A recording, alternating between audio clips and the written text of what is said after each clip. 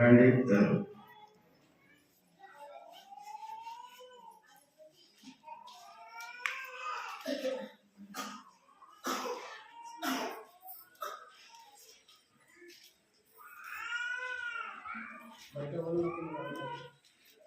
బయట రండి, లోపలికి వస్తాం.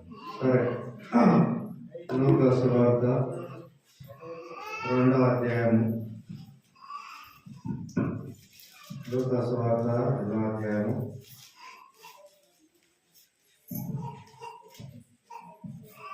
7 నుంచి మార్చి చదువుకుందాం. ఎక్కడ వరకు అంటే 13 వరకు. నేను ఒకటి చదువుతా, మీరు ఎక్కడ చదువుతాం.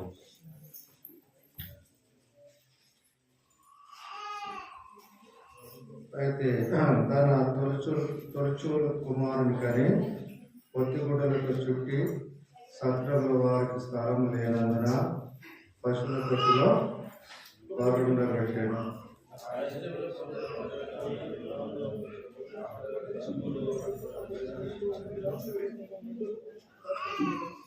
ప్రభు దూత వారి యొక్కకు వచ్చి నిలిచెను. ప్రభు మేము వారి చుట్టూ ప్రకాశించిన వారు మిక్కిలి భయపడి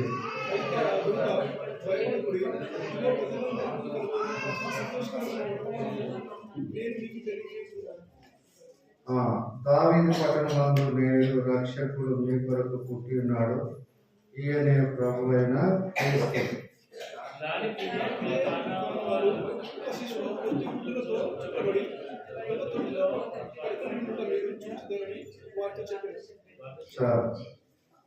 మత్తయి సువార్త 2వ అధ్యాయము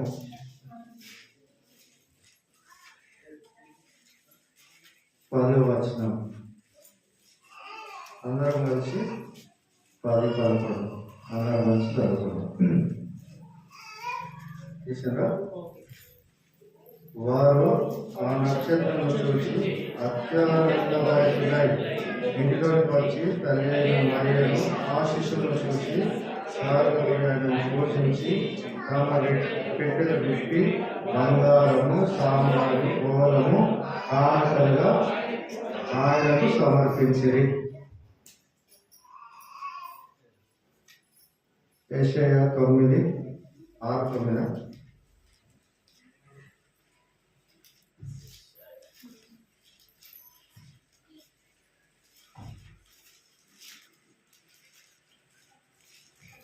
ఏదైనా శిశువు పుట్టిన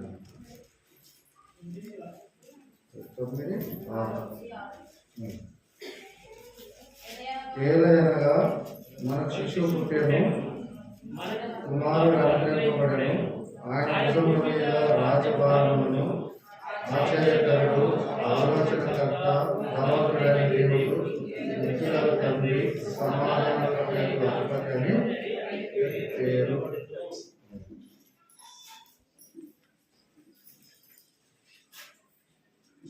అయితే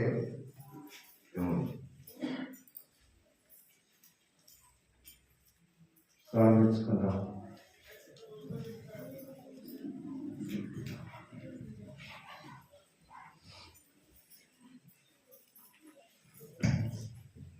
వాళ్ళు వస్తున్నారు, మర్యాదగా లైన్గా క్రమంగా కూర్చుంటే బాగుంటాయి. వాళ్ళు మనల్ని చూసి నేర్చుకుంటారు. దేవుని బిడ్డలు ఎలా ఉంటారు, దేవుని బిడ్డలు బాగుంటున్నారు అని అనుకుంటారు. ప్రియమైన తండ్రి, మీ పాల్గొన్నారు. ఈ యొక్క క్రిస్మస్ పండుగ సందర్భంగా నీ యొక్క పుట్టినరోజు ప్రపంచ దేశాలలో జరుపుకునే రోజు ఏకైక పండుగ క్రిస్మస్. దినాన్ని మేము కూడా మేమందరూ ఆనందంగా చేరి ప్రభుత్వం వరకు ఆరాధించినాం.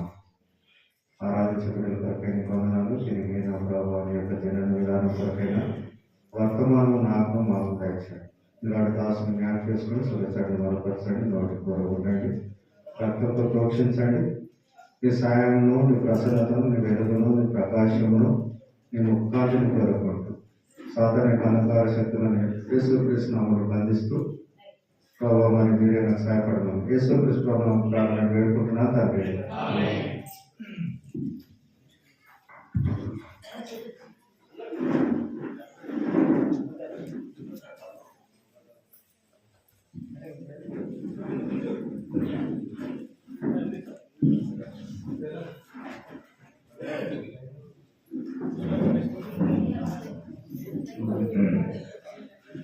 మరొకసారి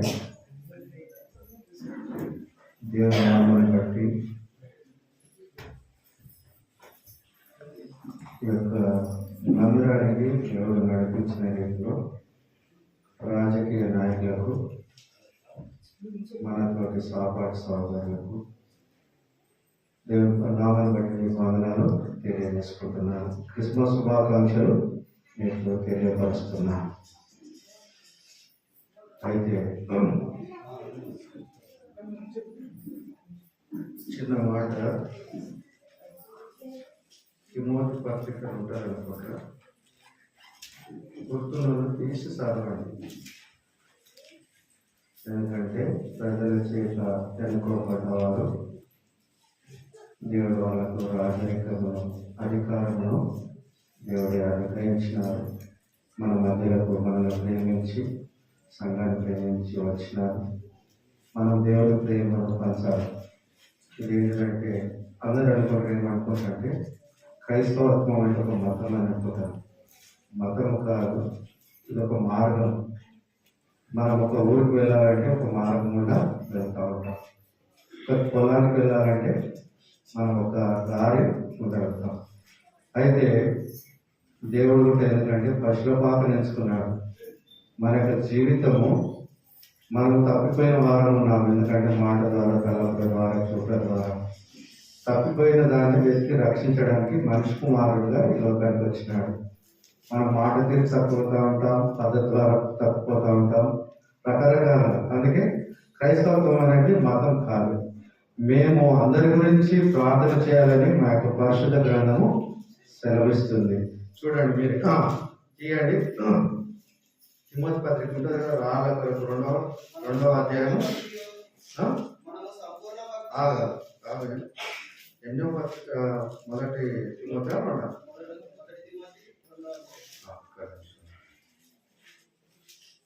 మొదటి తిమోతి రెండవ అధ్యాయం.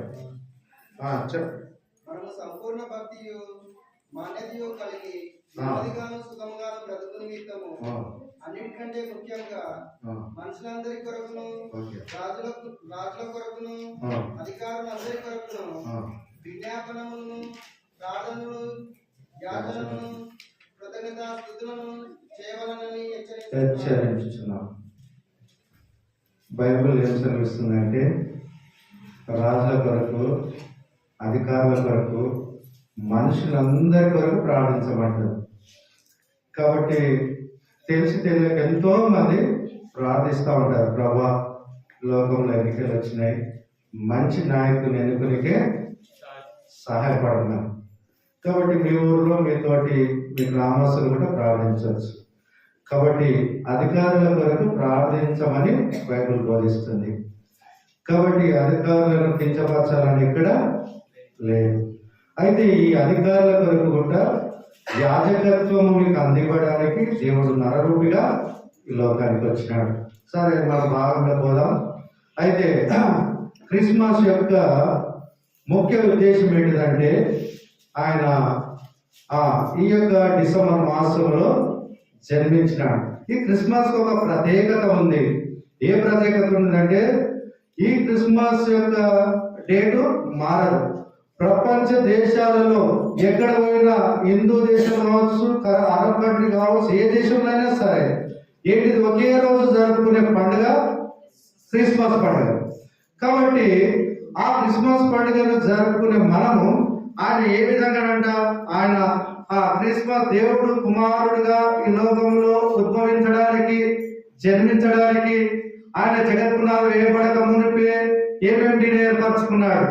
క్రైస్తవులమైన మనము విశ్వాసంగా మీరు నాకు కొన్ని తెలియపరచండి. ఏమేమి ఏర్పరచుకున్నాడు? మానవుని చేయకపోతే ముందుగా ఏం చేసినాడు? ఒక దినాలను తయారు చేసినాడు. ఆ మానవునికి సమస్యలను అందించడానికి తగిన చెట్లను, వృక్షములు, ఫలములను అన్నిటిని, సముద్రాలను అన్నిటిని తయారు చేస్తూ 7వ దినమున ఆయన ఏం చేస్తూ వచ్చినాడు? విశ్రాంతి దినముగా చేస్తూ వచ్చినాడు. కాబట్టి మానవునిగా తయారు చేస్తూ వచ్చినాడు. మానవుని ఎట్లా తయారు చేస్తూ వచ్చినాడు? ఒక మట్టిని తీసుకొని బొమ్మను తయారు చేసి ఆయన ఆ మనిషి యొక్క ఆ బొమ్మ యొక్క నాశకరంలో జీవవాయువుగా నరుడు జీవాత్మ. కాబట్టి మేము ఏంటిది? మన దేవుడు జీవాత్మ. నరుని హృదయంలో దేవుడు పెట్టిన దీపం లాంటిది. ఒకవేళ ఈ మట్టి శరీరానికి చనిపోతే కుళ్ళిపోతుందంటే భూమిలో పాతి పెడతాం, కాల్చబడతాం. కానీ ఆత్మను ఎవరు పట్టుకోలేరు. అది దేవుడు దయచేసిన ఆత్మ కాబట్టి తిరిగి దేవుడి యొద్దకు పోతుంది. కాబట్టి దేవుడు తన కుమారుని పుట్టడానికి, జన్మింపజేయడానికి ఎవరెవరిని వాడుకున్నాడు? 2-3 ఉదాహరణలు ఇవ్వండి, మీరే చెప్పండి. మనం చదువుకున్న దాంట్లో ఉంటుంది. ఎవరిని వాడుకున్నాడు? మరియమ్మని వాడుకున్నాడు. రెండవది గొల్లలను వాడుకున్నాడు, దూతను వాడుకున్నాడు, చుక్క నక్షత్రం వాడుకున్నాడు. రకరకాలుగా అంటే వీళ్ళు శాస్త్రము ఏంటిది? పశుల భాగం ఎన్నుకున్నాడు. ఆ పశుల భాగాలు ఉన్న ఆ కుడిది నీళ్ళు పోసే తొట్టిని ఎన్నుకున్నాడు. కాబట్టి ఇవన్నీ ఏంటిదంటే ఒకటి క్రమంగా పెట్టు ఎక్కడానికి అది ఒక్కొక్క స్టెప్ ఆయననే అనుగ్రహించుకొని వచ్చినాడు. ఇవన్నీ సిద్ధపాటు చేసుకొని ఆ పొద్దుగుడలతో చుట్టబడిన సత్రంలో తలము లేక సత్రంలో జన్మిస్తున్నాడు. కాబట్టి ప్రేమైన వాళ్ళారా, మనం తెలుసుకున్నది ఏంటిదంటే, కాబట్టి ఇక్కడ తన తొలిచూలు కుమారి కానీ పొత్తిగుడ్డలతో చుట్టి సత్రంలో వారికి స్థలము లేనందున ఆయనను పశువుల తొట్టులో పాల్గొన పెట్టేది. అది ఎవరు చూసినారు? గొర్రెలు చూసినారు. ఇక్కడ మత్తయి సువార్త చదువుకున్న కదా 10వ వచనం. ఇక్కడ ఏమున్నది? మత్తయి సువార్త 1వ అధ్యాయం 10వ వచనం. వారు ఆ నక్షత్రమును చూసి అత్యానంద భరితులై ఇంటిలోనికి వచ్చి తల్లి అయిన మరియను ఆ శిశువును చూచి సాగిలపడి ఆయనను పూజించి తమ పెట్టెలు విప్పి బంగారము, సాంబ్రాణి, బోలము కానుకలుగా అర్పించినారు. సరే, నేటి దినాన నీవు నేను దేవుని ఆరాధించడానికి వచ్చిన బిడలుగా మనమేం అర్పిస్తాము? ఏం అర్పించినాము? హృదయపూర్వకంగా ఆరాధన. అయితే ఇక్కడ బంగారం అనగా బంగారం దేనికి చూపిస్తుంది అంటే దైవత్వానికి చూపిస్తుంది. బంగారం మనం పెట్టుకునే బంగారం ఏంటిదంటే బంగారం వాళ్ళు కానుకలుగా సమర్పించినారు. లోకంలో జన్మిస్తే మన యొక్క భార్యను, మన యొక్క తమ్మును ఇట్లా ఈ విధంగా మన ఇంట్లో డెలివరీ అయితే ఫంక్షన్ పెడతా ఉంటాం. ఫంక్షన్ పెడితే హాస్పిటల్ పోతా ఉంటే ఏం చేస్తారంటే పొట్టి పోతురా ఆయన అని చెప్పేసి ఏం చేస్తామంటే ఏదో బట్టలు, పైసలు, పండ్లు, ఫలాలు కానుకలుగా తీసుకుపోతా ఉంటాం. దేవుడి కుమారుడిగా జన్మిస్తే ఆ యొక్క గొల్లలు భయపడితే ఆ దూత ఏమన్నా మీరు భయపడబడి నేడు యొక్క మండలంలో రక్షకుడు పుట్టినాడు. రక్షకుడు అనగా ఏంటిదంటే అర్థం మనం చేసిన పాపాలను, ప్రజలు చేసిన పాపాన్ని విడిపించడానికి, మన పాపం నుంచి విడిపించడానికి తను తగ్గించుకొని జన్మించిన క్రీస్తు. కాబట్టి ఇక్కడ బంగారం అనగా దైవత్వానికి గుర్తు. మరి అదే సాంప్రదాయంగా యాజకత్వానికి గుర్తు. కాబట్టి దినాన మనము రాజులు, యాజకత్వం చేస్తున్నారంటే జగత్తులో వేపడక మునిపే దేవుడు యాజకత్వాన్ని అనుగ్రహిస్తూ వచ్చినాడు. రాజకీయం చేయాలని, రాజ పరిపాలన చేయాలని అనుగ్రహిస్తూ వచ్చినాడు. సాంప్రదాయం అంటే ఆ దేవాది దేవుడు పుడతాడు. ఆయన దైవ కుమారుడు. ఆయన ఎటువంటి వాడు? దైవ కుమారుడు. పాపము చేయనటువంటి వాడు. పురుషుని ఎరగని స్త్రీకి కనిమనే గర్భమున జన్మించిన వాడు. ఆయన ఎటువంటి దైవత్వము. ఆయన పరిశుద్ధుడు, యుగ యుగము నుండే దేవుడు, దేవాది దేవుడు, దేవుడి కుమారుడు. తర్వాత రెండవది కానికేంటిదంటే ఆయన వచ్చినాక ఆయన ఏం చేస్తాడంటే తన ప్రజలను పరిపాలించడానికి యాజకత్వం వహిస్తాడు. అందుకే ప్రపంచంలో ఉన్న అన్ని దేశాలలో ఎక్కడ చూసినా కొన్ని మనకేం కావాలి? యాజకులు కావాలా? యాజకత్వాన్ని ఎన్నుకుంటాం, మంచి మనిషిని ఎన్నుకుంటాం. సంఘంలో కూడా సంఘ పెద్దలను ఏ విధంగా ఎన్నుకుంటాం? మంచి విశ్వాసిని, ఆత్మీయంగా ఉన్నాడా లేదని సంఘంలో పెద్దది. ఊర్లో ఒకటి పెద్దది గ్రామ సర్పంచ్ ఎలక్షన్ మంచి వ్యక్తిని ఎన్నుకుంటాం. ఇది యాజకత్వం. అంటే బోలం ఏంటిదంట? సాంబ్రాణి ఏంటిది? యాజకత్వానికి గుర్తు. కాబట్టి ఆయన పుట్టుక ద్వారా ఏమొచ్చింది? దైవత్వం వచ్చింది, రాజరికము, యాజకత్వం వచ్చింది. మూడవది ఏమిటిది? సాంబ్రాణి. సాంబ్రాణికి అర్థం ఎవరని చెప్తారా? సాంబ్రాణి అంటే ఏంటిది? తప్పు. సాంబ్రాణి అనగా చేదు, కష్టము, నష్టము, దుఃఖము, నిట్టూర్పు. అది పాత నిబంధన ప్రకారం. ఇది కొత్త నిబంధన ప్రకారం ఏంటిది? చేదు. ఆయన పుట్టాలా, 33 ఏళ్ళు పరిపాలించాలా, అద్భుతాలు ఆశ్చర్యకారాలు చేయాలా, సచిన వారిని లేపిండు, గుడ్డి వారి కళ్ళని ఇచ్చినాడు, గుడ్డి వారి కాళ్ళని ఇచ్చినాడు, అనేక రోగులను స్వస్థపరిచినాడు, ఆ రక్తస్రావం గల స్త్రీని బాగు చేసినాడు, ఆ పాడ మీద మోసపోతున్న ఆ శవ చిన్నదాన్ని అంటే లేచి నిలబడింది. ఇన్ని అద్భుతాలు చేసినాక మరి మనం చేసిన పాపాన్ని బట్టి మనమైతే ఆ శిక్షను భరించలేము. ఆ పాపానికి వచ్చే శిక్షను మనం భరించలేము. కాబట్టి ఆయన ఏంటిది? శిలువ మీద చేదును అనుభవించాలి. శిలువ మీద వచ్చి వేసినప్పుడు ఏమన్నాడు దేవుడు? ఆయనకు దూపైంది. ఏమిచ్చారు? చేదు కాబట్టి శిలువ మీద ఆయన ఇబ్బంది పెట్టారా? బాధపడ్డా? కష్టపడ్డా? అదనమాట సాంబ్రాణి. ఈ మూడు ఏంటిదంటే దైవత్వము, యాజకత్వము, కష్టము అంటే మరణము. అందుకే ఆయన జననములో జననం ఉంది, మరణం ఉంది. ఎట్లా అంటవా? ఇక్కడ తీయండి. ఎట్లా మరణం ఉంది? లూకా సువార్త 2వ అధ్యాయం. త్వరగా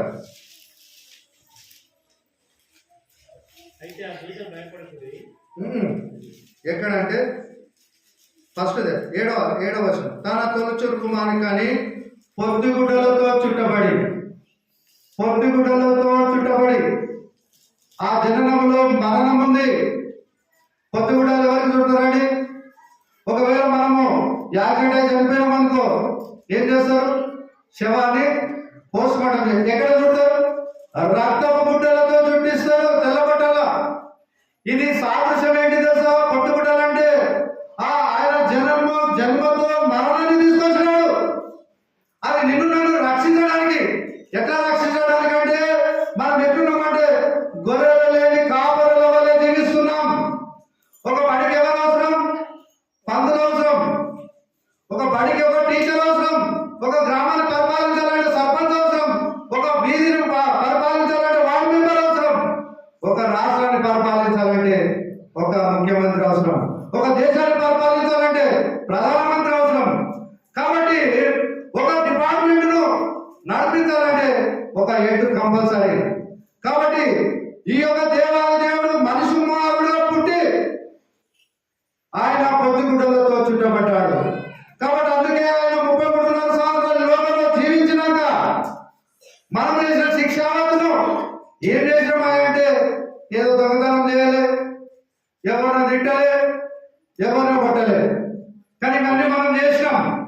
ఎందుకు కొట్టలే? శిక్ష అంటే ఆజ్ఞాధికమైన పాపం వల్ల వచ్చే జీవితం మరణం. ఏంటిది ఆజ్ఞ? నీ తల్లి మాట వినకపోవడం ఆజ్ఞ, నీ భార్య మాట వినకపోవడం ఆజ్ఞ, నీ తల్లిదండ్రుల మాట వినకపోవడం ఆజ్ఞ, నీకు చేయవలసిన పని అప్పగిస్తే చేయకపోవడం అది ఆజ్ఞ అతిక్రమించినావు. ఇదే పాపం అనుకుంటుండొచ్చు. ఎందుకు నేను ఇంత పాపం అంటే క్రిస్టియన్ అని. మనం ఏంటిదంటే పుట్టుకతోటి పాపం. ఎందుకంటే అలనాడు ఆదాము చేసిన పాపాన్ని బట్టి ఈ నేటి వరకు మరణం సంప్రదాయం. ఆ మరణం నుంచి తప్పించడానికి అందుకే హిందూ ఆచారం ప్రకారం ఏముంటుందంటే 7 జన్మలు ఉంటాయంటారు. కాబట్టి ఇక్కడ మొదట మరణిస్తాం, రెండోసారి తిరిగి లేస్తాం. కాబట్టి బైబిల్ ఏం చెప్తుందంటే అందరూ సమానమే. ఇది మతము కాదు, మార్గం. ఏ మార్గం అంటే మంచి మార్గంలో నడిపించే మార్గం. ఒకరు నిస్సాస్థితిలో ఉంటే వారిని ఆదుకోవాలా, ఒకరు రోగంతో ఉంటే పరామర్శించాలా, ఒకరు ఎన్నికలో ఉంటే వారిని ఆదుకోవాలా, ఒకరు దుఃఖంలో ఉంటే వారి దగ్గర పోయి ఓదార్చాలా, ఒకరు బలహీనంగా ఉంటే మరి బలపరచాలా, ఒకరు గుంతలు ఉంటే 4 చేసి పైకి లేపాలా. ఇది నేర్పుతుందండి దేవుని యొక్క మాటలు. కాబట్టి చాలా మంది ఏమనుకుంటామంటే నేను కూడా అప్పుడు దేవుని ఎరగనప్పుడు అనుకున్నా ఇది మతం కాదు. దేవుడు ఏమేమి అనుగ్రహించినాడో ముందు ఆయన తెలుసు.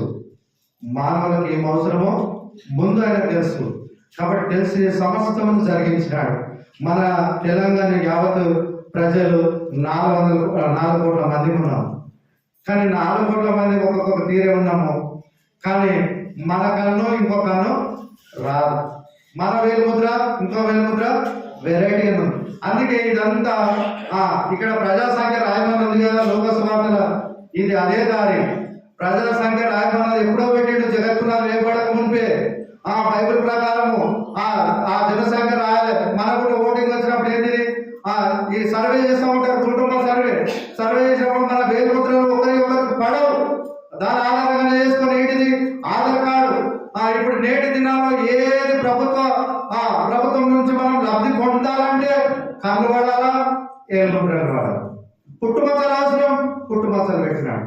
కాబట్టి దేవుడు కూడా ఏంటిది లోకాన్ని ఏలాలా, లోకం వెళ్ళిన తర్వాత మన కొరకు ఆయన మరణం అయిపోవాలి. కాబట్టి ఆయన ఏంటిది ఆయన పుట్టుక ఎప్పుడో మరణం తెచ్చినాడు, పొత్తిగుడ్డలతో చుట్టూ పెట్టాడు. పొత్తిగుడ్డలు దేనికి సాదృశ్యం అంటే మరణానికి. కాబట్టి గ్రహించినారా పొత్తిగుడ్డలు. సరే ఈ రోజులలో మెడికల్ షాప్ పోతాం, ట్యాబ్లెట్ దొరుకుతుంది, 5,000 ఇంజక్షన్ దొరుకుతుంది బ్రతికించడానికి, కొన్ని రోజులు ఊపిరి వేయడానికి. ఆక్సిజన్ దొరుకుతుంది, చిన్నపిల్లలు టాయిలెట్ చేస్తే ప్యాడ్స్ దొరుకుతున్నాయి, పొత్తిగుడ్డలు దొరుకుతాయి. కాబట్టి ఆయన ఏంటిది, ఆయన జననంలో మరణం ఉంది. ఆయన ఒకరోజు ఈ భూమి మీద నీ కొరకు నా కొరకు సిలువ వేయబడాలి. కాబట్టి మరణాన్ని కూడా ఆయన వెంబడి తీసుకొచ్చినాడు. అది ఎవరి ప్రకారం, తన తండ్రి చిత్త ప్రకారం, తన తండ్రి ఆజ్ఞ ఆ విధంగా జరగా. తిమోతి పత్రిక 3:16 చదవండి. మొదటి తిమోతి పత్రిక 3:16 త్వరగా.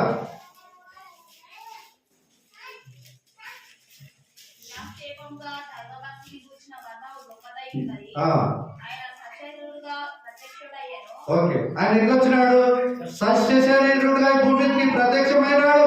కింద ఆత్మ విషయంలో నీతిపరుడుగా తీర్పు నొందినాడు, దేవదూతల కనబడ్డాడు, రక్షకుడని జనములలో ప్రకటింపబడ్డాడు, లోకమందు నమ్మబడెను, అహరోనుడై తిరిగి తేజమయుడైనాడు. ఏంటిదంట, ఎవరు కనబడ్డాడు, దూతలు కనబడ్డాడు, ప్రత్యక్షమైనాడు. ఆయన ఏ విధంగా వచ్చినాడు, సస్య శరీరుడుగా వచ్చినాడు భూమికి. ఒకవేళ తప్పిపోయిన కుమారుని పరిస్థితి ఎట్లుంది, తండ్రి మాట వినలే. 19వ అధ్యాయం అనుకుంటారు లోకసువార్త.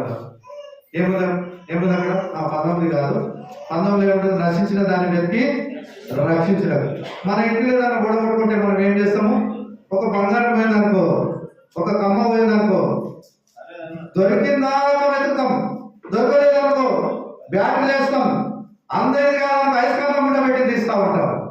అయితే మనం కూడా మనసులో ఎక్కడ తప్పిపోయినామంటే ఆజ్ఞానికం మాట తప్పిపోయినాం. మాటతో తప్పిపోయినందుకు నశించిపోయే వారంగా మనం ఉన్నాం. ఒకరోజు ఈ మరణాన్ని అనుభవించాలి. భూమి మీద బ్రతికిన నరుడు, భూమి కాలం వరకు బ్రతికిన నరుడు సావక తప్పదు, ఏదో ఒక రోజు సావు వస్తుంది. ఆ సావు నుంచి తప్పించడానికే ఆ యొక్క క్రీస్తు అనగా రక్షకుడు అనగా నీ పాపం నుంచి, నా పాపం నుంచి, లోకం నుంచి, అంధకారం నుంచి, చీకటి నుంచి, భయం నుంచి, దుఃఖం నుంచి, వేదన నుంచి రక్షించడానికి ఆయన మనిషి కుమారుడిగా వచ్చినాడు. ఆ మనిషి కుమారుడు ఏమిటి నుంచి తప్పిస్తున్నాడంటే మరణం నుంచి, మరణ ఛాయ నుంచి. నువ్వు మరణిస్తే బాధ పెట్టబడతావు, కానీ మరణానికి ఒక రోజు జీవం ఉంది. జాగ్రత్త. ఎట్లా జీవం? ఒకవేళ మనము వ్యవసాయం చేసే కుటుంబాలే, వ్యవసాయం చేసే భూమిలో గోధుమ గింజ వేస్తేనే, గోధుమ గింజ వేస్తే 3 రోజులకు మురిగిపోతుంది. మురిగిపోయి ఏమైపోతుంది, మొలకెత్తుతుంది. మొలకెత్తి ఏం చేస్తుంది, ఫలిస్తుంది. కాబట్టి క్రైస్తవులుగా మనం ఏం చేయాలా, చచ్చిపోవాలా, మొదటి మరణం అనుభవించాలా, అది క్రీస్తులో అనుభవించాలా. ఆ మరణం నుంచి తప్పించడానికే దేవుడు సస్యశరీరుడుగా ఈ లోకానికి వచ్చినాడు. అంతేకాదు ఆయన పొత్తిగుడ్డలతో చుట్టబడ్డాడు. మనిషి కుమారుడికి ఏంటిది, ఆకాశ పక్షులకు పుల్లు ఉన్నాయి, నగలకు బర్రెలు ఉన్నాయి. మనిషి కుమారునికి తలవాల్చుటకు ఇలా స్థలం లేదు. అందుకే ఆ పశుల భాగాలు ఎంచుకున్నాడు. పశుల భాగాలు ఏముంటుందండి? రోత, కంపు. మన యొక్క జీవితంలో ఒకరోజు స్నానం లేదు, పొద్దంతా గడపలు బట్టి మట్టిలో పనిచేసి అట్లనే రా. లేకుంటే మనము సిగరెట్ లేకుంటే బానిసలుగా తాగొచ్చి ఓరి ముందర మాట్లాడే వాసనకు భరించలేని వారు ఉంటారు. కాబట్టి ఆ రోతను జీవితాన్ని తూడ్చివేయడానికి ఆయన రోతను ఎంచుకున్నాడు. మనం ఏంటి తెలుసా? రోతను కలిగి ఉన్నాం. అబద్ధమనే రోత, తల్లిదండ్రులను మోసం చేసే రోత, భార్యను మోసం చేసే రోత. నువ్వు భార్యను పెట్టుకొని ఇంకో పరస్త్రీ ఆప్తో అక్రమంగా పెట్టుకున్నావు. ఆ రోతను తోడ్చివేయడానికి ఇది సత్యం కాదా? ఇది నిజం కాదా? ఆలోచన చేసుకోండి. మన హృదయం మీద చేంజ్ చేసుకుని ఆలోచన చేసుకుందాం. తప్పు చేయలేమా? తప్పు చేసినాం. ఈ తప్పు నుంచి తప్పించడానికే ఆయన మనిషి కుమారుడుగా అవతరించినాడు. సస్యశరీరుడుగా భూమి మీదకి వచ్చినాడు. పొత్తుముడలో చుట్టబడ్డాడు. ఆ స్థలం ఇవ్వలే. ఇవ్వకపోతే ఆ యొక్క పశువుల తొట్టిలో పరుండబెట్టినారు. ఆయన ఎవరంట? యెషయా గ్రంథం 9 త్వరగా చదవండి.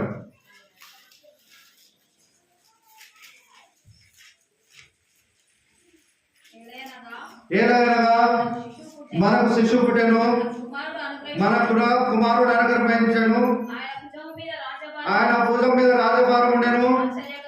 ఆశ్చర్యకరుడు, ఆలోచనకర్త, బలవంతుడైన దేవుడు, నిత్యుడగు తండ్రి, సమాధానకర్త అధిపతి అతనికి పేరు. ఆయన ఏంటిదంట? మనకు ఒక శిశువు పుట్టినాడు. ఇది నమ్మ ఆయన ఎవరంటే యేసుక్రీస్తు ప్రభువు, అందరికీ దేవుడు. అందుకే కొందరు ఏం చేస్తూ ఉంటారంటే మన క్రైస్తవులైన విశ్వాసులకు తక్కువ నమ్మకం.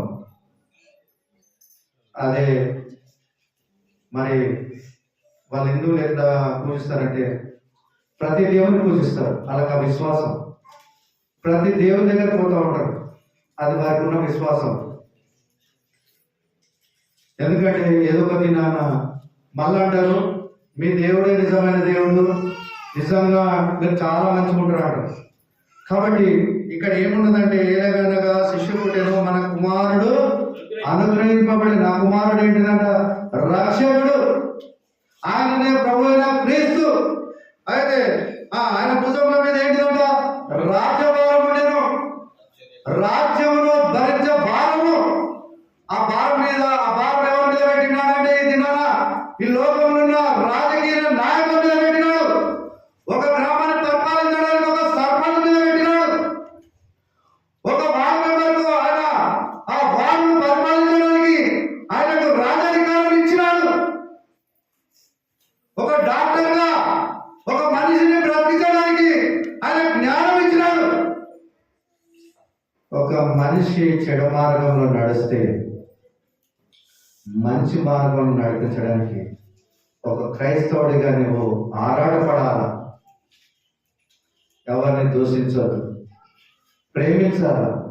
ఒకవేళ నీ తల్లికి రోగం వచ్చిందేమో ప్రేమించు. ఇది నా తల్లిదండ్రులను అనాథాశ్రమంలో విడిచిపెట్టేవారు ఎందరో ఉన్నారు. ఆమె నీ రోత కడగలేదా? నిన్ను మొయ్యలేదా? నిన్ను కనలేదా? నీ యొక్క మన్నుటు కడగలేదా? ఎంత ఎత్తుకోలేదు, ఎంత ముట్టాలే. ఆ ఉపాసం నుండి పస్తు నుండి నిన్ను నన్ను పెంచినారు. ఇది క్రైస్తవుడికి ఉండవలసిన లక్షణం. రోడ్డు మీద పోతున్నామేమో ఎవరైనా కనబడితే వారిని పరామర్శించు, నీ కలిగిన దాంట్లో హెల్ప్ చేయి. కాబట్టి ప్రేమ వాళ్ళారా, దేవుడు రాజ్యభారం, రాజ్యాన్ని పరిపాలించే భారము భుజాల మీద పెట్టుకొని వచ్చినాడు. అది గ్రహించు. ఏదో తోటి మాట్లాడినప్పుడు నువ్వు అసహ్యంగా మాట్లాడదు. ఏదో నేను క్రిస్టియన్, నువ్వు అది కాదు, క్రిస్టియన్ అనే మతం కాదు చెప్తున్నా. మార్గం ఏ మార్గం అంటే మంచి మార్గం నడిపించే మార్గం. ఏంటిదంటే మంచి బోధించే మార్గం. ఏంటిది? చెడు నువ్వు ఒకవేళ నిన్ను పరామర్శించే మార్గం. నువ్వు ఒకవేళ విడుదలతో ఉన్నావేమో, నీ తల్లి కొడుతున్నావేమో, కొట్టదని చెప్పే మార్గం పరలోకానికి మార్గం. నేనే మార్గం, నేనే సత్యం, నేనే జీవం. అది పరలోకానికి మార్గం. కాబట్టి ఆయన భుజముల మీద రాజపరముడును ఆశ్చర్యకరుడు, అలాగే ఆలోచనకర్త. అక్కడ చూసుకున్నాం కదా మనం, ఆయన ఆలోచనకర్త, ఆశ్చర్యకరుడు, అద్భుతాలు ఆశ్చర్యకార్యాలు చేసే దేవుడు, నిన్న నేడు ఏకరీతిగా ఉండే దేవుడు, మారని మార్పు చెందని దేవుడు. ఆ దేవుడే ఈ సృష్టి యావత్తును జరిగించినాడు, క్రమము చొప్పున అన్నిటినీ తయారు చేస్తున్నాడు. మరి మనుషులు ఆకాశం మీద పోతున్నారు, గుండెను తీసి ఎక్కడో ఢిల్లీలకు హాస్పిటల్ తీసి హైదరాబాద్ తీసుకొచ్చి గుండెను అతికిస్తున్నారు, పుర్రెను తీసి పుర్రెను పెడుతున్నారు. దేవుడు ఇచ్చిన జ్ఞానాన్ని బట్టి మరి ఒక సూర్యుని ఆపగలిగే శక్తి మానవునికి ఇయ్యలే, చంద్రుని ఆపగలిగే శక్తి మానవునికి ఇయ్యలే. అది ఏ సీజన్లో ఏ జరగాలో, వర్షాకాలంలో వర్షం పడాలా, చలికాలంలో చలి పెట్టాలా, ఎండాకాలంలో ఎండ పట్టాలా. ఎండ పడితే ఏంటిది? వ్యవసాయానికి దుక్కి ఎండాలా, పంటలు బాగా పండుతాయి. కాబట్టి తన క్రమము చొప్పున ప్రతి అవయవులు ప్రతి ఇవిని దయచేసి వచ్చినాడు. కాబట్టి చింతకాయలు పండిన చింతకాయలు పండిస్తారు. ఏ కాలంలో పండాలో పంట పండుతుంది. అది ఎవరిచ్చినారంటే ఆలోచనకర్తగా దేవుడు అనుగ్రహించిన కృపావరం. నువ్వు నేను గ్రహించినవా? నువ్వు వినియోగిస్తున్నావేమో. ఎదుటి వారిని ప్రేమించు, గౌరవించు, రాజులను అధికారులను ప్రేమించు, దేవుని ప్రేమను నీలో నుంచి పంచు. అందుకంటే మత్తయి సువార్తలో ప్రయాసపడుతున్న పాప భారం వేస్తున్న సమస్త జిల్లాల నా యొద్దకు రండి, నేను నీకు విశ్రాంతిని కలిగిస్తా. లోకంలో కుటుంబంతో ప్రయాసం ఉందేమో, కొడుకుతో ప్రయాసం ఉందేమో, భర్తతో ప్రయాసం ఉందేమో, అప్పుల బాధలో ప్రయాసంతో బాధపడుతున్నామేమో, పండించిన పంట లాభం రాలేక ప్రయాసపడుతున్నామేమో, నీ కష్టార్జితం నువ్వు తినలేక దొంగల పాలవుతుందేమో, నీ చేను పంట అడుగుల పందుల పాలవుతుందేమో, ప్రయాసపడుతున్నామేమో. దేవుడు వాక్యం చదివిస్తుంది, నా దగ్గర నీకు నెమ్మదిస్తా, విశ్రాంతినిస్తా. కాబట్టి ఆయన ఆలోచనకర్త, బలవంతుడైన దేవుడు, మన బలాన్ని ఆయన మోసుకునే బలాశాలుడు. కాబట్టి ఆ క్రీస్తు ప్రేమను మరవలేనిది, వెలకట్టలేనిది. ఆయన ఎంత మాత్రము ముఖము త్రిప్పుకోలే. ఆయన శిలువ మరణంలో తగ్గించుకున్నాడు, వేదన పడుతూ వచ్చినాడు. ఒకవేళ మనం ప్రాణం తీస్తున్నాడు, ఒకవేళ మనకు మన ఊరిలో ఏదో దొంగతనం చేస్తే గ్రామ పెద్దలు కలిసి ఒక శిక్ష వేసేయడానికి 10 లక్షలు ఎంత భారం అవుతుంది, గుండె నొప్పి అయిపోతుంది, ఊరు పెట్టుకునే బాధ ఉంటుంది. ఒకవేళ నీ ప్రాణాన్ని తీస్తాడే, ఒకవేళ ఆ కత్తితోటి కొడిచాడు కాబట్టి పొడవుగా అనొచ్చు, లేదు మనిషిని చంపాడు మనిషిని చంపనొచ్చు. ఒక ప్రాణం తీసేటప్పటికి ఎంత బాధ. కానీ దేవుని కుమారుడిగా ఆయన ప్రాణం తీసుకుంటే ఆయన ఏమన్నాడు తెలుసా? అమ్మలారా, నా కోసము ఏడవకండి, మీకోసం, మీ పిల్లల కోసము ఏడవండి. ఎందుకంటే నేను నా తండ్రి చిత్త ప్రకారం నేను వచ్చిన, శశిశేఖరుడికి వచ్చిన, పొత్తిగూడెలతో చుట్టబడితో వచ్చిన, ఆ సత్రంలో జన్మిస్తొచ్చిన, మీరైతే మంచి బిల్డింగ్లలో జన్మిస్తొచ్చినారు, కార్పొరేట్ హాస్పిటల్లో జన్మిస్తున్నారు. మీకు ఆ సమయాన్ని, ఆ సత్తను అనుగ్రహించిన, ఆ సమయాన్ని ఇచ్చిన, నేనైతే సత్రంలో జన్మించిన. కానీ సిలువలో వేదన, బాధ, ఆయన సిలువలో వేదన పడ్డ బాధ మాకులు కాదు. మేకులతో కొట్టించుకున్నాడు, బల్లెపోటు పొడిచినాడు, ముళ్ళ కిరీటం ధరించినాడు. అది కేవలము నేను ఆ స్థితిని బట్టి. కాబట్టి లోకంలో ప్రయాసపడుతున్నామేమో, ఏమీ లేదు ప్రభా, ఉన్నవాడి నుండి నేను నిజంగా తెలిస్తే లేక నేను అబద్ధం ఆడుతున్నా. రోజుకు అబద్ధం ఆడతాం, మనం ఎన్నో అబద్ధాలు ఆడతాం. దేవుడు సత్యవంతుడు, నీతిమంతుడు, న్యాయవంతుడు. కాబట్టి దేవుడు నేను ఏమడుగుతున్నాడంటే, వెండి బంగారాలు అడుగుతలే, పెట్టెలు విప్పి కారణాలు అడుగుతలే, బంగారం అడుగుతలే, డబ్బు అడుగుతలే, ఏమడుగుతున్నాడు నీ ప్రేమను అడుగుతున్నాడు. మలాకి గ్రంథము అలాగే మీకు ఉంటుంది 6:8 అనుకుంటా, 3:6. మనుషుడా ఏది ఉత్తమమో మీకు తెలియదా? ప్రేమ, కనికరము, దయ ఇంతే కదా నేను మిమ్మల్ని అడుగుతున్నాను అంటాడు. కాబట్టి మనుషులమైన మనము ఉత్తమమైన దాన్ని ఎంచుకోనండి, ఉత్తమమైన దాన్ని పట్టుకునండి. ఒకవేళ పాల వ్యాపారం మనం ఇంటికి వచ్చి పాలు పోస్తే మనం ఏమంటాం, ఈ దినాలల్లా నువ్వు 2 రూపాయలు ఎక్కువ తీసుకో, నువ్వు 80 రూపాయలు కాదు 100 రూపాయలు లీటర్ పోయి, కానీ చిక్కటి పాలు పోయి. అది మనుషుకున్న గుణం ఏంటిదంటే, ఒక బట్టల షాప్ పోతాం, 1000 రూపాయలైనా సరే 2000 అయినా సరే మంచి బట్టి, ఒక చెప్పులు 2000 అయినా సరే మంచి చెప్పులు దొరుకుతాం. కానీ దేవుడు ఏమడుగుతాడంటే, నీ నా నుంచి నీ హృదయాన్ని అడుగుతా ఉన్నాడు. ఈ లోకంలో అలసిపోయినావు, కుటుంబ సమస్యలతో అలసిపోయినావు, లోకంలో ఇష్టానుసారంగా తిరిగినావు, తాగుడుకు వ్యసనాలకు బానైపోయినావు, నీ డబ్బు ఖర్చు చేసుకున్నావు, సంసారం పాడు చేసుకున్నావు, దేవునికి మొరపుతున్నప్పటికీ దేవుడు కనకరిస్తలేడని దేవుని మీద అలుగుతున్నావు, ఎన్నో పుణ్యకార్యాలు చేస్తున్నావు, అన్నదానాలు చేస్తా ఉన్నావు, కార్యం సఫలము అవతలేదు. కానీ ఉన్న పాటకండి ప్రభు అంటున్నాడు, నువ్వు ప్రయాసంతో ఉన్నవేమో ఒకసారి నా వైపు చూడు, నేను నీ కొరకే కదా పొత్తిగుడలతో చుట్టబడ్డా, పొత్తిగుడలతో నేను చుట్టబడ్డాను, ఈ లోకానికి వచ్చినాను, తిరిగి ఆహారమైపోయినాను, నా పనిని ముగించుకున్నాను.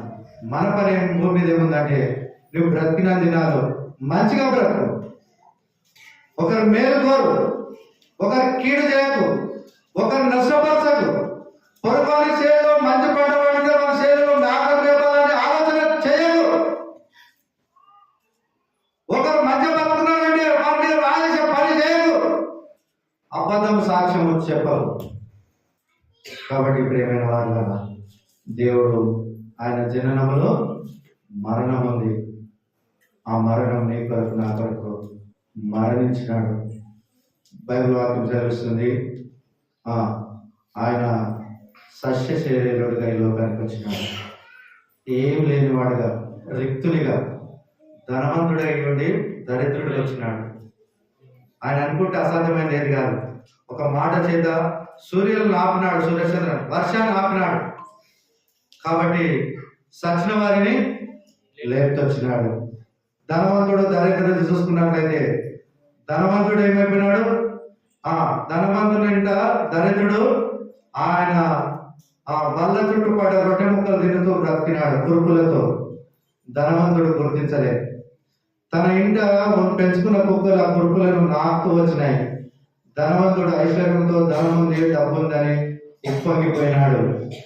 కాబట్టి ఈ దరిద్రుడు ఏమైపోయింది, ఆకలి తీర్చుకోవడానికి సర్దిది పాడేసిన అన్నము, పాడేసిన రొట్టె ముక్కలు, కుక్కలు ఆ పుల్లు చీములు కాస్తున్నప్పటికీ, కుక్కలు నాకుతున్నప్పటికీ చీ అనుకోలే, ఇదే రొట్టె ముక్క నాకు దేవుడు ఇచ్చిండని చెప్పేసి సరిపెట్టుకున్నాడు.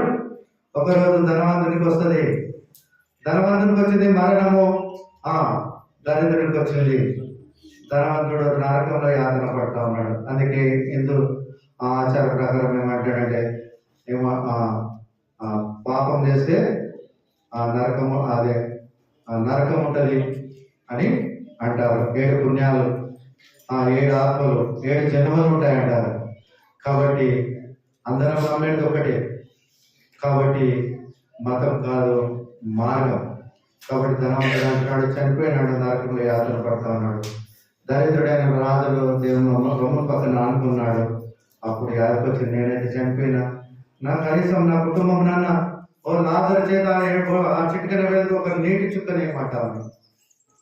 ఎందుకు చెప్తున్నా అంటే, మనం ఈ లోకంలో ఎంత సంపాదించినా, నువ్వు ధనవంతుడు ఉండొచ్చు, దరిద్రుడు ఉండొచ్చు, పటేల్ కావచ్చు, ఇంకెవరైనా కావచ్చు, అందరం సమానమే. నీ రక్తం ఉంది, నా రక్తం ఉంది. మన మనుషులను మనుషులుగా ప్రేమించాలి. కాబట్టి మనం ఏంటిదంటే, ఏమంటున్నాడంటే దేవుడు, ప్రియ సహోదరి సహోదరుడ, నీ హృదయం నాకేమో. ఏంటిది హృదయము? కాబట్టి క్రైస్తవం అంటే మతం కాదని తెలుసుకో. ఒకటి విధంగా ఉన్నపాటి నుండి ప్రభావ నిజంగా నేను పాపని నన్ను ఒకసారి క్షమించంటే దేవుడు క్షమించడానికి సిద్ధ మనసు కలిగి ఉన్నాడు. కాబట్టి ఇంకొక మాట చూసుకొని ముగించుకుందాం. యెషయా 3:16 ఒక మాట చూడండి. 3వ అధ్యాయం 16వ వచనం. మరి యెహోవా సెలవిచ్చినది ఏమనగా, సీయోను కుమార్తెలు గర్విష్ఠుడై మెడ చాచి నడుస్తూ ఓరచూపులు చూస్తూ గులుపుతో నడుస్తూ తమ కాళ్ళ గజ్జలు మ్రోగుతున్నారు. కాబట్టి సీయోను కుమార్తెల నడినెత్తి గోడు చేయను. యెహోవా వారి మానవును బయలుపరచను.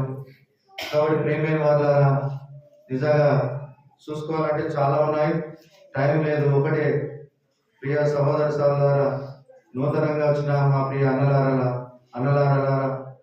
రాజకీయ నాయకులారా, మా సహోదరులు మమ్మల్ని పరిపాలించే అధికారం మీకుంది. మీరు శ్రేష్టంగా అధికారం చేయాలని దేవుడు మీకు అనుగ్రహించినాడు ప్రజల ద్వారా. సత్యమేదో నిజమేదో అబద్ధము జోలికి పోదని వాక్యం సెలవిస్తుంది.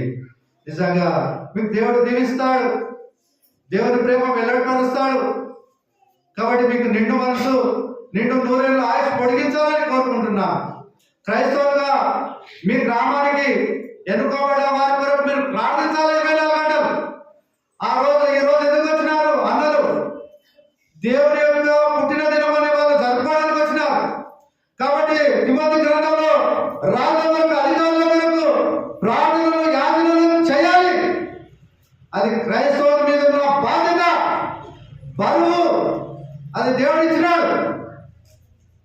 కాబట్టి దేవుడు సశ శరీరంగా వచ్చినాడు, ఆయన మనిషి కుమారుడిగా వచ్చినాడు, పొత్తి గుడులతో చుట్టబడుతూ వచ్చినాడు. చివరిగా దేవుడు నన్ను 2 చేతులు చాచి ఆయన ప్రేమ చేత పిలుస్తున్నాడు. ఆత్మ విషయమైన వారు ధన్యులు, హృదయ శుద్ధి గలవారు ధన్యులు, దుఃఖపడేవారు ధన్యులు. ఒకవేళ జీవితంలో దుఃఖం ఉందేమో, బాధ ఉందేమో, ఏదో దినాన్ని నువ్వు పరువు కడముట్టిస్తావు. అందుకే అపోస్తలుడైన పౌలు అంటున్నాడు, నేను ప్రేమ లేని వాడనైతే వ్యర్థుడను. మనం ప్రేమించాలా, క్రీస్తు ప్రేమను బట్టి ప్రేమించాలా. నీవు క్రైస్తవం అని మతం మూసుకున్నావేమో, జాగ్రత్త. ఒక దినం రాబోతుంది. మత్తయి సువార్త 12:36 చివరిగా లాస్ట్ చదవండి. మత్తయి సువార్త 12:36.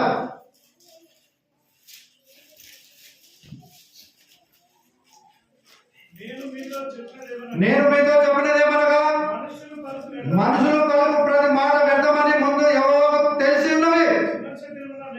విమర్శ దినమున లెక్క చెప్పాల్సిన ఒక క్రైస్తవునిగా, ఒక విశ్వాసిగా, ఒక బాధ్యత సహోదరుడిగా, ఒక సహోదరిగా ఏంటిదట లెక్క చెప్పవలసి ఉన్నది. నువ్వు అనుకుంటున్నావేమో దేవుని బిడ్డవు, దేవుని కుమారుడు, నువ్వు ప్రార్థన చేయలేమో లెక్క అడుగుతారు. ప్రార్థన చేయాలా. విమర్శ దినం రాబోతుంది. మితి లోకంలో నువ్వు డబ్బులకు 3 రూపాయలకు 5 రూపాయలకు మితిస్తున్నావు, చక్రవడ్డీ దుస్తులు చేస్తున్నావు. కానీ దేవుడు రాబోతున్నాడు. రెండవ రాబోతుంది. అందుకంటున్నాడు, ప్రయాసపడుతున్నా ఓ సమస్త జనములారా నా యొద్దకు రండి, మీకు విశ్రాంతిని కలిగిస్తా. ఆ దినంలో లెక్క చెప్పవలసి ఉంది. ఏమీ లెక్క, ఎవరి గురించి ప్రార్థించమన్నారు, ఎట్లా బ్రతుకున్నారు. దీన మనసు, ప్రేమించే మనసు. ఒకరిని కొడితే దేశించొద్దు, క్షమాపణ కలిగి ఉండాలి. ఒకవేళ నీ తల్లిదండ్రులతో సమాధానం లేదు, నీ భార్య బిడ్డలతో సమాధానం లేదు, పాలనతో సమాధానం లేదు, సమాధాన పడమని చెప్తుంది. కాబట్టి చివరి దినాలు ఉంటున్నాం. దేవుడు ఆ విధంగా దూలలో కనబడ్డాడు. ఆ దూత స్వప్నమాన్ని చూసి ఆ నక్షత్రం వచ్చినంత వరకు ఆగినారు. తిరిగి ఆ రక్షకుడు నన్ను రక్షించేవాడే హిమాలయం గారి పేరు పెట్టబడాను. ఆ రక్షకుడు ఎవరంట? మన యొక్క పాపముల నుంచి విడిపించడానికి రక్షకుడుగా వచ్చినాడు. ఆ రక్షకుడే ఈ దినాన పుట్టినరోజు, క్రీస్తు పుట్టినరోజు, సంతోషకరమైన రోజు. కాబట్టి మనము ఇతరులకు ఏ విధంగా ఉండాలి, ఒక మాదిరికరంగా ఉండాలని దేవుడు వాక్యం సెలవిస్తుంది. కాబట్టి ప్రియమైన వాళ్ళారా, మీరు మనము ఒకటే గుర్తుంచుకున్నారు, ప్రార్థన క్రైస్తవత్వం అంటే మతం కాదని మనసు ఒకరికి ఆయస్కరంగా ఉండదు. ఇది మతం కాదు, మార్గం. ఒక మంచి మార్గంలో నడిపే మార్గం. ఒక ప్రయాణం, ఒక బస్సుకి ఏ విధంగా అయితే మార్గం ఉంటుందో, ఒక రైలుకి ఏ విధంగా అయితే మార్గం ఉంటుందో, ఒక విమానానికి ఏ విధంగా అయితే మార్గం ఉంటేనే గమ్యస్థానానికి చేస్తామో, ఒక చివరి దినాన్ని లోకం విడిస్తే మనం మరణానికి మన ఆత్మకు ఒక మార్గం కావాలి. కాబట్టి ఆ మార్గం ఏంటిదంటే పరలోకం, ఆ నిత్యత్వం. అక్కడ యుగ యుగములు దేవునితో ఆయన ఎదుట కూర్చొని ఆరాధించే బిడ్డలుగా ఉంటాం. దేవుని ముందట సముఖముగా కూర్చుండే బిడ్డలుగా ఉంటాం. దేవుడు అందుకే మనుషునికి దేవునికి మధ్యవర్తిగా క్రీస్తు మనుషులకు నరరూపిగా మధ్యవర్తిగా వహిస్తున్నాడు.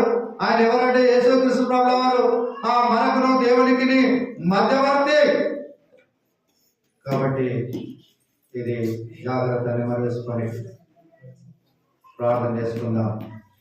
కాబట్టి ఈ వాక్యం దేవుడు దీవించి ఆస్వాదించిన గాక.